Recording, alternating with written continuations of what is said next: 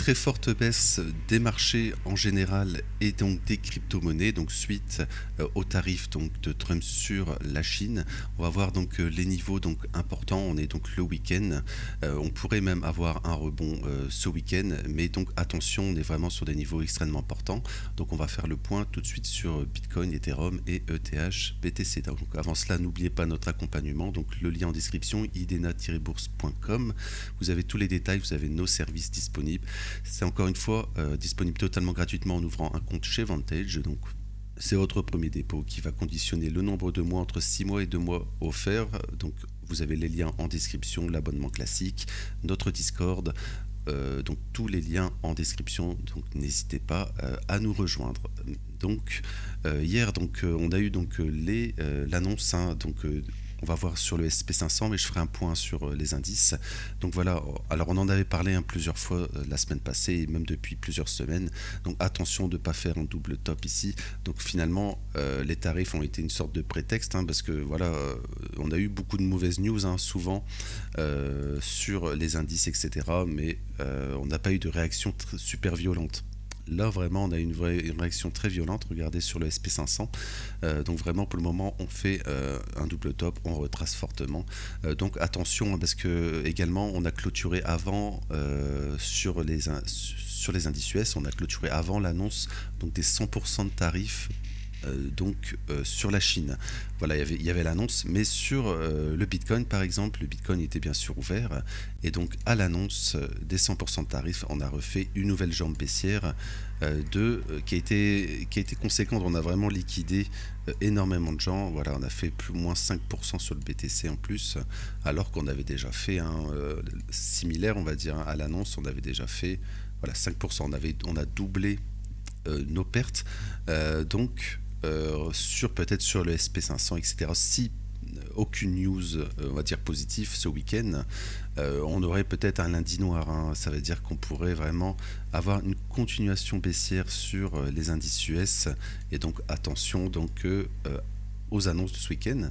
Et également bien sûr à lundi sur les marchés US. Sur le Bitcoin, on en avait parlé hier. Alors on était sur une zone de rebond à court terme hier, souvenez-vous, dans le brief. On était comme ici, il fallait donc garder ce fair value gap ici. Alors bien sûr, voilà, on a eu l'ouverture à Wall Street, puis l'annonce, et là on a eu l'accélération baissière avec bien sûr l'annonce donc des tarifs. Donc on ne s'est pas arrêté nulle part non plus. Regardez, donc pour le moment, alors on y reviendra en weekly, etc. Mais c'est pas du tout positif, mais on y reviendra. Mais on s'arrête justement, on comble tout ce fair value gap ici. Le dernier fair value gap ici, regardez comment c'est précis en daily ici. Donc c'est super précis. On va le laisser. Je pense que cette zone, on va la supprimer, c'est le fair value gap, voilà, daily ici. On disait que si on se faisait rejeter ici, on pourrait aller dans cette zone à court terme. Voilà, on n'y est pas seulement revenu, on l'a totalement dépassé pour le moment. Donc pour le moment, on va dire c'est perdu. On va supprimer des trucs ici, voilà, comme ça, hop, ici aussi. Alors pour le moment, on pourrait réintégrer cette zone, mais on va la supprimer pour le moment. Et cette zone ici, donc c'est le fair value gap weekly ici, souvenez-vous. Voilà, on a fair value gap weekly, j'y reviens de suite ici. Regardez. Voilà, en weekly, on a ce fair value gap depuis, souvenez-vous, c'était fair value gap aussi, souvenez-vous, on devait donc le maintenir. Voilà, ici, regardez, voilà, on a fait la mèche comme ça. Après, on a eu le 1er octobre. Octobre, on a été chercher donc les ATH. Souvenez-vous, en octobre, regardez, 1er octobre, on en avait parlé aussi sur la chaîne, je le répète. Voilà, on ouvrait en octobre, c'était suspect. On allait au nord chercher donc le plus haut du mois de septembre et le plus haut du 3e trimestre. Voilà, on est au 4e trimestre. Voilà, pour le moment, on a la correction. Donc attention en weekly, tout simplement parce que théoriquement, on en avait parlé, on pouvait créer ici un fair value gap haussier. Souvenez-vous, c'était dans le scénario haussier, c'est-à-dire et début de semaine prochaine revenir pour faire un nouvel ATH. Là, on va pas du tout en créer pour le moment. En fait, on va pas en créer, je veux dire. C'est déjà fait, on va dire. On a déjà méché bien plus bas, on a déjà pris les plus bas ici. On s'est arrêté donc juste avant ce plus bas ici, donc c'était donc les 107 000, hein, il me semble, oui, c'était cette zone, hein, 107 000, etc. Je pense qu'on ira dans cette zone, c'est assez probable, mais surtout en weekly, c'est ce qu'on va faire, c'est ce qu'on va valider probablement un double top weekly sur Bitcoin. Ça voudrait dire qu'on pourrait avoir un retracement bien plus fort, hein, à court moyen terme, surtout si les indices US font la même chose, hein, c'est-à-dire que les indices US retracent plus fortement. Donc attention, parce qu'après on en parle, hein, depuis des semaines aussi sur la chaîne, la situation économique aux États-Unis. J'ai fait un brief macro que j'ai mis en public la semaine passée, dimanche passé, donc n'hésitez pas à aller le voir, mais la situation économique aux États-Unis n'est pas fou non plus, hein. On continue à faire des ATH, ça on en parlait, c'était suspect, mais on continue à faire des ATH sans que de super news écho arrive. Et bien sûr, une mauvaise news, et voilà, on va dire les marchés crashent totalement. Voilà, mais à court terme, on en reparlera de toute façon sur le brief indice aujourd'hui. Mais à court terme, je pense qu'on aura un petit rebond, hein, ce week-end, au moins une stagnation. C'est-à-dire, on va au moins réintégrer cette zone en 4 heures sur Bitcoin, au moins stagner. Souvent le samedi, ça c'est tranquille, mais aujourd'hui, voilà, il y aura beaucoup de volatilité. Et je pense qu'après, on fera la continuation baissière pour prendre ces lots, hein. Voilà, on s'est arrêté juste avant ici. Voilà, peut-être, hein, faire comme ça et ensuite faire la continuation baissière ensuite. Donc attention sur Bitcoin. Alors je vais enchaîner, hein, sur ETH ensuite. Alors je pense que j'ai pas plus de choses à dire, hein. Donc pour le moment, tout simplement, hein, on perd voilà, on ne fera pas de fair value gap, donc pour le moment c'est pas positif du tout. Attention donc à la continuation baissière ensuite sur Bitcoin. Alors ETH, également on avait cette zone, on en avait parlé aussi, qu'on pouvait avoir un rebond donc dans cette zone, etc. Alors bien sûr non, on a eu l'accélération baissière et donc on a pris tous ces lots ici très fortement. Ça aurait été pour le moment, ça, on va dire, c'est maintenu, hein, ce fair value gap ici a été maintenu, hein, cette zone qu'on avait indiquée. Et également on a pris aussi ici, hein, enfin on est revenu ici, on va voir sur ETH BTC aussi, mais pour le moment donc voilà, en fait, on faut faire attention parce qu'il ne faut pas perdre justement ce fair value gap haussier ici. La clôture sera très importante ce week-end.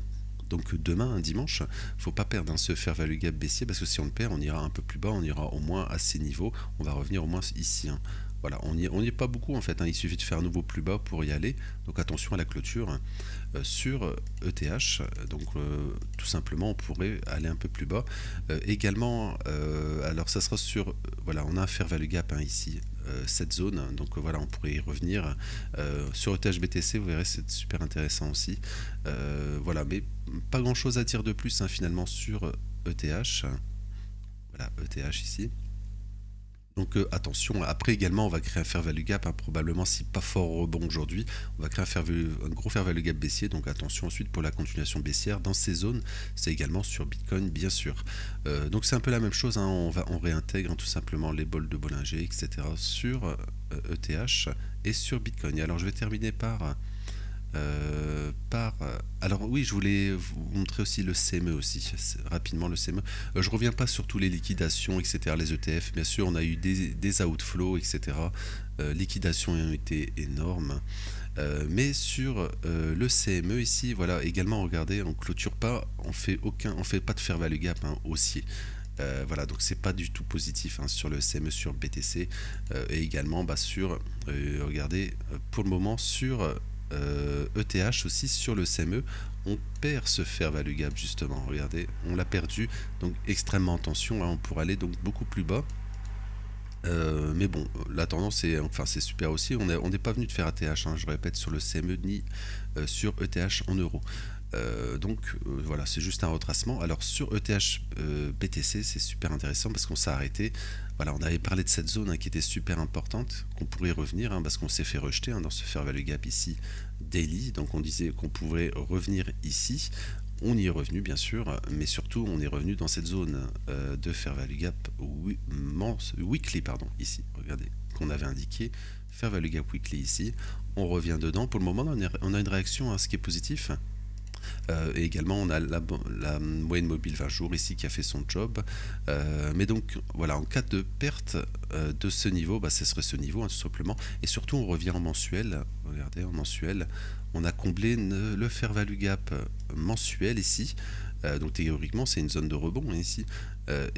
Si on pourrait aller au prochain niveau, ça serait ce niveau ici, hein. On pourrait très bien faire ça pour aller finalement chercher le fair value gap mensuel ici sur ETH-BTC. Ça voudrait dire que ETH redeviendrait plus fort. Et généralement, ça s'accompagne d'une hausse. Voilà, donc pour le moment, on n'a pas clôturé, hein, la bougie, mais attention, il ne faut pas perdre cette zone sur ETH-BTC. Si on la perd, c'est-à-dire si on clôture sur les plus bas ici, demain, bah, on irait, hein, probablement les chercher ici les plus bas. Et donc attention, parce que peut-être on créerait un fair value gap weekly baissier, pareil, hein, sur ETH, etc. Mais bon, ça sera plutôt la semaine prochaine. Regardez, on pourrait créer, hein, une sorte de fair value gap baissier ici, donc attention. Mais ça, il faudra attendre bien sûr la clôture de la semaine prochaine, hein, donc il y a du temps encore. Mais voilà, sur ETH, BTC ici, donc on est vraiment revenu dans cette zone qu'on avait identifiée, et pour le moment elle est maintenue, ce qui est positif. Alors aujourd'hui, c'est assez peu probable qu'on peut-être qu'on continue fortement à la baisse. On va réintégrer probablement ici, au moins stagner pour demain, peut-être terminer sur les plus bas, mais ça, on verra demain, surtout le week-end où il y a beaucoup moins de volume avec les marchés US fermés. Voilà, donc pas plus de choses à dire. Je vais refaire des briefs, hein, ce week-end, donc brief indice et brief donc forex et matières premières, donc c'est les points de la semaine. Donc n'hésitez pas également à liker, vous abonner, ça soutient énormément la chaîne, donc merci à ceux qui le font. Également, on n'a pas eu de stat echo, hein, je ne suis pas revenu dessus, mais bon, voilà, pas de stat echo pour le moment avec le shutdown aux États-Unis. Donc je vais vous retrouver demain pour le brief crypto et plus tard dans la journée pour le brief indice et forex matières premières. Donc je vous souhaite un bon week-end et merci.